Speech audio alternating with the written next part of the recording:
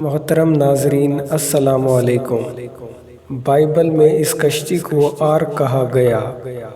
Doctor ملکی لکھتے ہیں کہ اس کشتی کی تیاری میں 100 برس صرف ہوئے تھے۔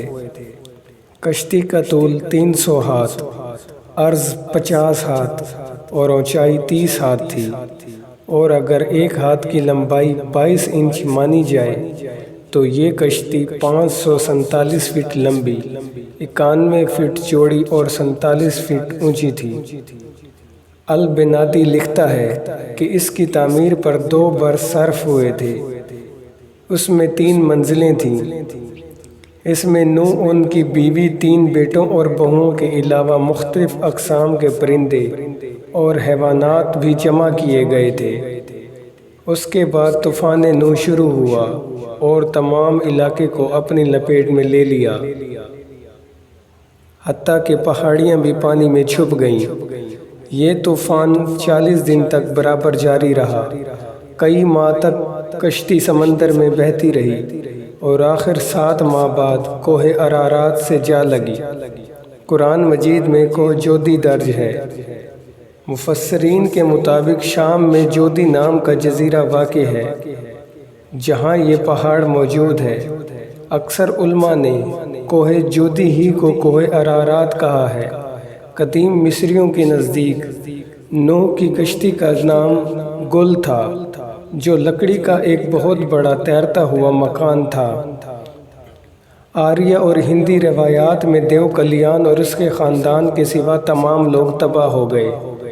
ایک صندوق اس کی حفاظت کے لیے مہیا کیا گیا تھا، اور وہ جس وقت اس میں داخل ہو رہے تھے تو تمام جانور، چرند پرند بھاگتے ہوئے آئے اور اس میں داخل ہو گئے۔ اور جب طوفان تھم گیا تو کشتی پارناسس کی چوٹی سے جا لگی۔ قدیم پاک و ہند میں ہنود روایات ملتی ہیں۔ مہابھارت میں طوفان کے ہیرو رشی منو کا ذکر ہے۔ ایک مچھلی نے اسے طوفان سے آگاہی دی اور کشتی بنانے کو کہا۔ طوفان کے بعد کشتی عمارت کی چوٹی سے جا لگی۔ تب منو کو پتہ چلا کہ مچھلی کے روپ میں برہما اس سے مخاطب تھا۔ اوپر بیان شدہ روایات کسی بڑے طوفان کا ذکر کرتی ہے جس میں کوئی کشتی استعمال کی گئی تھی۔ یہ طوفان نوح ہی تھا اور یہ کشتی آرک تھی۔ اس کے آ کر رکنے کا محل وقوع کوہ ارارات زیادہ قریب قیاس ہے، کیونکہ سلسلہ کوہ ارارات کے مشرق کی طرف واقع پہاڑوں سے صاف پتہ چلتا ہے کہ کسی وقت یہ علاقہ پانی کے نیچے ڈوبا ہوا تھا۔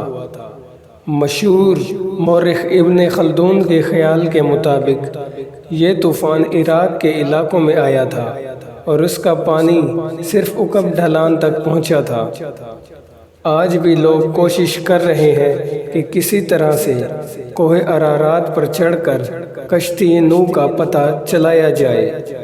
1829 میں جرمنی کے پروفیسر پٹ نے سب سے پہلے ارارات پر چڑھ کر دیکھا تو چوٹی کو گول چبوترے کی مانند پایا جو ٹھوس برف سے دبا ہوا تھا۔ ایک ہوا باز کا کہنا ہے کہ اسے برف کے نیچے بہت دور ایک سیاہ دھبا دکھائی دیا ہے اور شاید اس میں آرک ہے۔ تو دوستوں، امید کرتا ہوں آپ کو آج کی یہ انفارمیٹیو ویڈیو بے حد پسند آئی ہوگی۔ ویڈیو پسند آنے کی صورت میں چینل کو سبسکرائب اور ویڈیو کو لائک کرنا مت بھولیے گا۔ تو ملتے ہیں نیکسٹ ویڈیو میں، تب تک کے لیے اللہ حافظ۔